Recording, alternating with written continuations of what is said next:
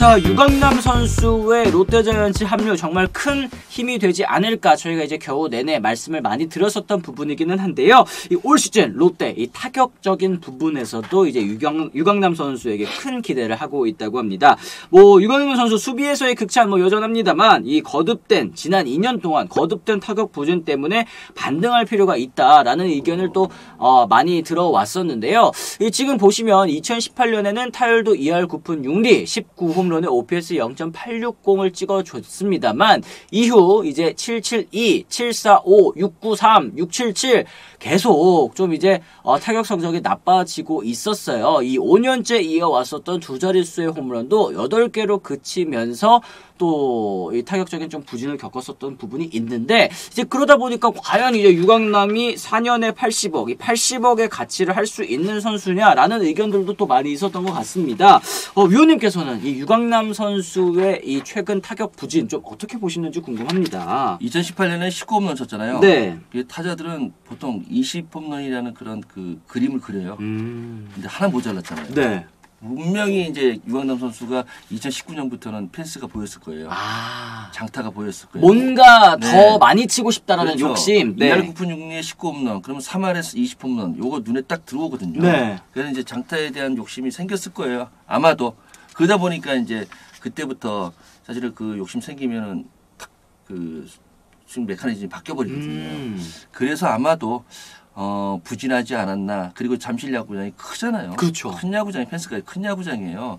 뭐 좌중간 우중간도 상당히 크고 그러다 보니까 그래서 좀 오버스윙이 좀 되지 않았나 이런 생각이 들어요. 그리고 이제 그 레그킥 할 때도 좀 오래 들고 있잖아요. 그렇죠. 예, 그런 부분들도 여러 가지로 작용이 해서 좀 부진했던 것 같은데 롯데로 옮기잖아요, 사직으로. 그렇죠. 사직 야구장 특성이 상당히 그 유강남 선수에 도움이 될 수도 있어요. 그러니까 잠실구장에서 또 오랫동안 선수 생활을 하셨고 또 이제 얘기를 들어보면은 딱 봐도 너무 멀다라는 그 압박감이 좀 느껴진다고 하더라고요. 그런데 이제 사직구장 같은 경우는 뭐 펜스가 이제 높아졌다고는 하더라도 확실히 이제 잠실에 비하면 좀 그렇죠. 여유가 생길 것 같아요, 위원님. 어떤 부분이냐면 이제 예전 같으면 지금은 그래도 거리도 멀어졌잖아요. 네네네. 사직이 약간 스핀만 걸리면 빗맞아도 펜스에 맞았어요. 그러니까 잠실 야구장 펜스 근처에 잡히는 게 이제 펜스 맞아버리고 맞고 이제 튀어나오니까 이제 장타가 될 수도 있고. 이렇게 됩니다.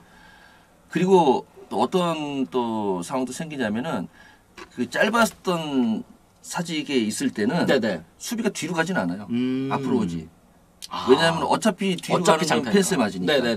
뭐 그런 뭐 부분도 있고 아무래도 이제 그 사직구장 잠실보다는 크지 않다는 그런 뭐 생각 그런 것도 있을 거고 그리고 유강남 선수는 어떤지 몰라요. 어떤 야구장 가면 공이 참 잘 보이는 야구장이 있고 어떤 구장은 뒤에 배경 때문에 잘 안 보이는 구장도 있고 그리고 팀을 옮겼으니까 아무래도 타격에 대한 그런 그 이론도 살짝 공유가 되면서 좀 달라질 수 있는 부분도 여지가 있거든요.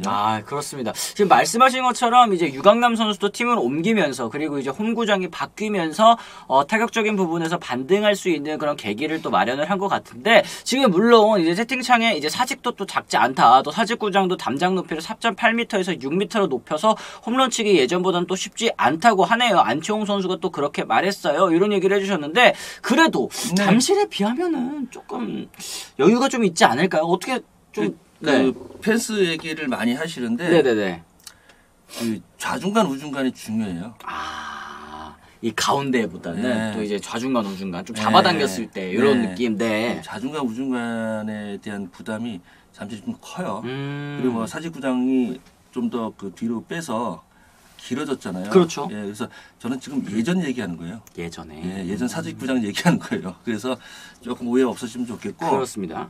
어쨌든 또 안민영님께서도 진짜 오랜만에 포수다운 포수가 와서 그저 LG에서 하던 대로만 하면 큰 도움이 될 것 같다. 일단은 뭐 저희가 타격적인 부분을 말씀을 드렸지만 그동안 사실 이제 롯데자이언츠가 강민호 선수 떠난 이후에 여러 선수들이 이제 포수 마스크를 썼지만 공격적인 부분도 그렇고 또 이제 수비적인 부분, 특히 수비적인 부분에서 이 기대치에 충족하지 못한 모습들을 많이 보여주다 보니까 진짜 수비만 잘해도 고맙겠다라는 의견들도 많이 내주시고 계세요. 분명히 지금 롯데로 와서 좀 첫 캠프를 치렀을 거예요. 그런데 아무래도 경기 들어가면은 그 더가웃과 소통이 좀 많아야 될 거예요. 왜냐하면은 지금 그동안 받아왔던 LG 투수들과 롯데 투수들의 공이 달라요. 그렇죠. 성향도 다르고 그러다 보니까 아무래도 지금 뭐 익히고는 있겠지만 더가웃과 소통이 없으면은 힘들어질 수 있거든요.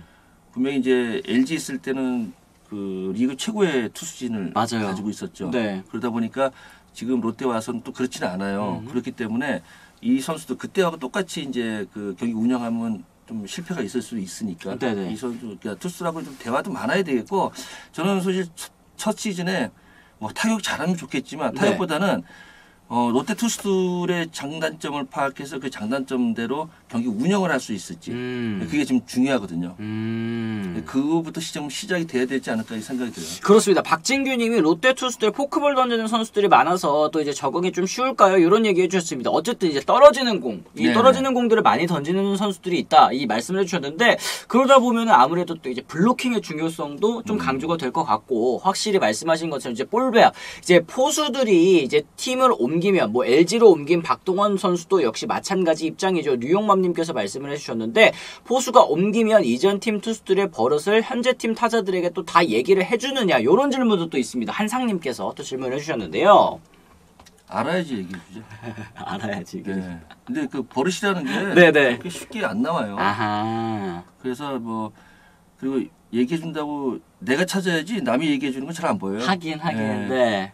그런 부분도. 그리고 LG 있을 때는 공들이 빨라요. 음. 뭐 정우영 선수라든지 그리고 뭐 많잖아요. 네. 그러다 보니까 이제 어찌 보면은 단순한 볼 배합 그리고 단순한 코스를 생각할 수 있지만 이제 포크볼 던지기 위해서는 그 전에 사전 작업들이 많아야 되잖아요. 아 맞아요. 네. 네, 그런 것도 생각을 해야 되고 그래서 그 유강남 선수에게도 좀 터닝 포인트가 되는 시즌이 되지 않을까? 그러니까 공수면에서 모두 근데 한 번 더 성장할 수 있는 나이고 성장할 수 있는 그렇죠. 선수다 보니까 모든 면에서 성장할 수 있는 기회 그리고 모든 면 성장이 된다면 롯데도 그래서 뭐 가을 야구를 할 수 있는 기회 그렇죠. 만들어질 수 있지 않을까? 추진력을 받을 수 네. 있다. 이런 얘기 해주셨습니다. 이 토리피님이 이 유강남 선수 프레이밍이랑 블로킹도 잘해요. 도루 저지는 단점 또 이런 얘기를 해주셨고 스테이크 돈가스 파스타님께서도 유일한 약점이 이제 도루 저지율 아닐까요? 이런 얘기를 해주셨는데 사실 뭐 이제 안치홍 의원님께서도 또 많이 말씀해 주셨고 또 이제 안경현 의원님께서도 전에 한번 제가 말씀해 주셨던 게 기억이 나는데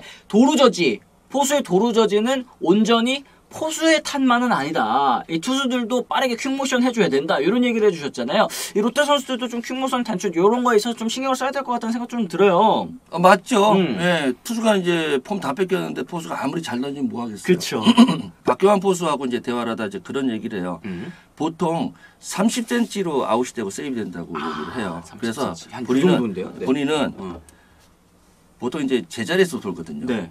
그래서 30cm를 튀어나간다고 하더라고요. 오, 이렇게 딱 30cm만. 앞으로 이렇게. 발 스텝을. 아, 스텝을. 네. 보통 이제 제자리에서 돌거든요. 네. 약간 뒤로 빠지든가. 근데 박경환 30cm 앞으로 딱 가서 그 30cm 줄여보려고. 아. 제가 이제 그 앉아 쏴도 얘기하고 하잖아요. 네. 근데 공을 받고 여기 올 때까지는 앉아 쏘든 서서 쏘든 똑같아요. 이 시간을 뭐 줄이는 건 불가능하거든요. 네네네. 그래서 어느 만큼 던질 수 있는 자세를 만들어서 강하게 던지냐가 중요한 거예요. 그렇죠. 예, 요 시간 똑같은데 요 시간 안에 뭘 하면 돼요. 아. 앉든지 쓰든지. 앉든지 쓰든지. 예, 요 시간은 요거는 상관없다. 요건 크게. 똑같은 시간인데 똑같은 시간 안에서 움직이면 되는 거거든요. 네. 그래서 유강남 선수가 도루 조지가 약점이라고 할 수 있지만 그만큼 투수가 많이 뺏겼다고 얘기해야 되는 거예요. 아하, 그렇습니다. 뭐 강남이는 우영이 지분이 크기는 하죠. 루카시스님께서도 이렇게 얘기를 해주셨는데 이 롯데 투수들과의 또 호흡도 좀 중요할 것 같다 이렇게 말씀을 해주십니다. 개인적으로 유강남 선수는 LG 투수들 덕을 또 많이 본 선수라는 생각이 든다. 윤듀키님께서도 얘기를 해주셨는데 이러다 보니까 유강남 선수도 이제 이적 첫해 좀 본인이 다시 한번 또 증명해야 되는 그런 부분들이 네, 있는 맞아요. 것 같습니다. 롯데 네. 투수들과도 좋은 호흡을 보여주면서 또 가을 야구를 이끌어야 될 그런 이 막중한 임무를 또 있는 것 같는데 제 생각에는 또 너무 큰 금액을 준 거라고 보고 타격 하락세가 구단을 옮긴다고 반등할지는 또 의문이 듭니다. 물론 롯데에 가서 잘하면 팬이나 스태프들은 또 엄청 좋아하겠죠. 또 이런 얘기를 해주셨는데요.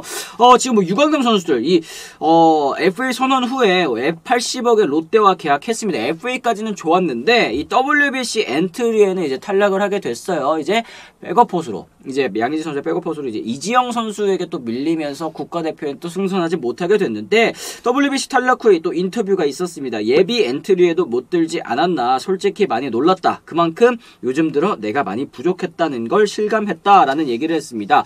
이 이지영 선수와 비교를 했을 때 또 이제 WBC에 탈락한 거 요거 좀 아쉬워하시는 분들도 좀 있을 것 같아요. 네. 좀 어떻게 생각하시는지. 왜냐면 양의지 선수에 이어서 요번 이제 포수 대 이동 때 두 번째로 또 큰 금액을 얻은 선수가 또 이제 유강현 선수 아니겠습니까?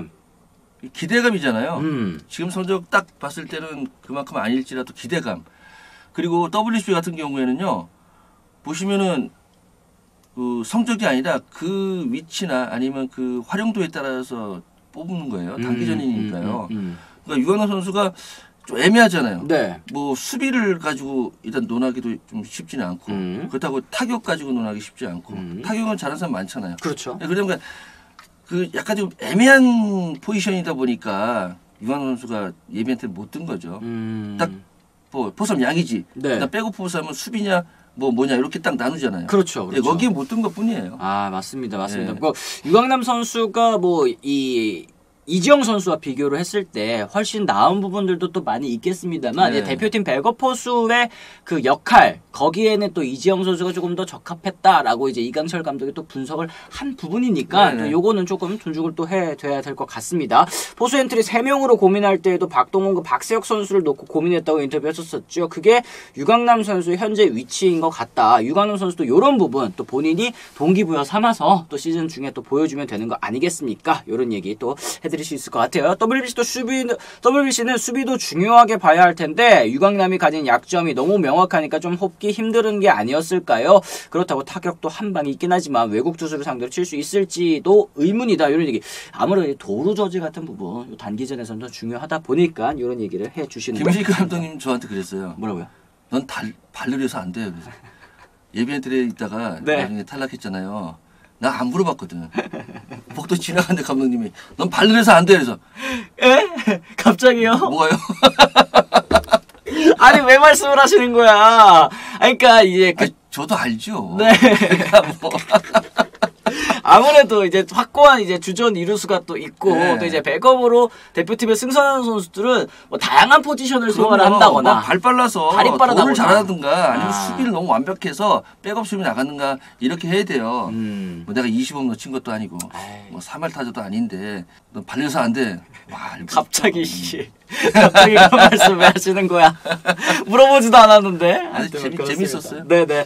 궁금한데 유강남 선수가 3할에 20홈런을 달성하면 오버페이라는 평가가 좀 바뀔까요? 맥콜러버님도 질문하셨습니다. 어떻게 또 생각을 하시는지 궁금해요. 3할에 20홈 넣치는 포수가 그렇게 흔한가요? 뭐 오버페이 아니라고 바꿀 수도 있고 그리고 지금 롯데가 이제 포수 때문에 굉장히 힘들었잖아요. 고생 많이 했죠. 네, 그것만 사라져도 어느 정도 성공이 아닐까 생각이 들어요. 그렇습니다. 어쨌든 또 이제 오버페이라는 의견도 있기는 하지만 이 롯데자이언츠가 그동안 이 포수 때문에 안방 때문에 고생했던 거를 생각을 해봤을 때는 또 유강남 선수 꼭 필요한 그런 투자가 네. 아니었을까라는 생각까지 또 저희가 잠깐 또 해봤습니다.